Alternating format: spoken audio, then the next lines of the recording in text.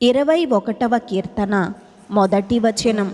యెహోవా రాజు నీ బలమును బట్టి సంతోషించుచున్నాడు, నీ రక్షణను బట్టి అతడు ఎంతో హర్షించుచున్నాడు. 2వ వచనం. అతని మనోభీష్టము నీవు సఫలము చేయుచున్నావు, అతని పెదవులలో నుండి వచ్చిన ప్రార్థన నీవు మానక అంగీకరించుచున్నావు. 3వ వచనం. శ్రేయస్కరమైన ఆశీర్వాదములతో నీవు అతనిని ఎదుర్కొనుచున్నావు, అతని తల మీద అపరంజి కిరీటము నీవు ఉంచియున్నావు. 4వ వచనం. ఆయుస్సు నిమ్మని అతడు నిన్ను వరమడుగగా నీవు దానిని అతనికి అనుగ్రహించియున్నావు. సదాకాలము నిలుచు దీర్ఘాయువు నీవు దయచేసియున్నావు. 5వ వచనం. నీ రక్షణ వలన అతనికి గొప్ప మహిమ కలిగెను, గౌరవ ప్రభావములను నీవు అతనికి ధరింపచేసియున్నావు. 6వ వచనం.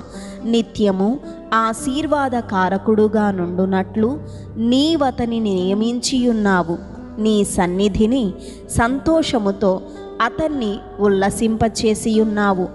7వ వచనం.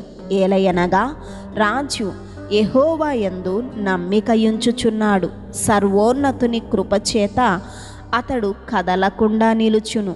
8వ వచనం. నీ హస్తము నీ శత్రువులందరినీ చిక్కించుకొనును, నీ దక్షిణ హస్తము నిన్ను ద్వేషించు వారిని చిక్కించుకొనును. 9వ వచనం. నీవు ప్రత్యక్షమైనప్పుడు వారు అగ్నిగుండము వలె అగుదురు, తన కోపము వలన యెహోవా వారిని నిర్మూలము చేయును, అగ్ని వారిని దహించును. 10వ వచనం. భూమి మీద నుండకుండా వారి గర్భఫలమును నీవు నాశనము చేసెదవు, నరులలో నుండకుండా వారి సంతానమును నశింపచేసెదవు. 11వ వచనం. వారు నీకు కీడు చేయవలెనని ఉద్దేశించిరి, దురుపాయము పన్నిరి, కానీ దానిని కొనసాగింపలేకపోయిరి. 12వ వచనం. నీవు వారిని వెనుకకు త్రిప్పివేసెదవు, నీ వింటి నారులను బిగించి వారిని ముఖము మీద కొట్టెదవు. 13వ వచనం. యెహోవా నీ బలమును బట్టి నిన్ను హెచ్చించుకొనుము, మేము గానము చేయుచు నీ పరాక్రమమును కీర్తించెదము. ఆమేన్.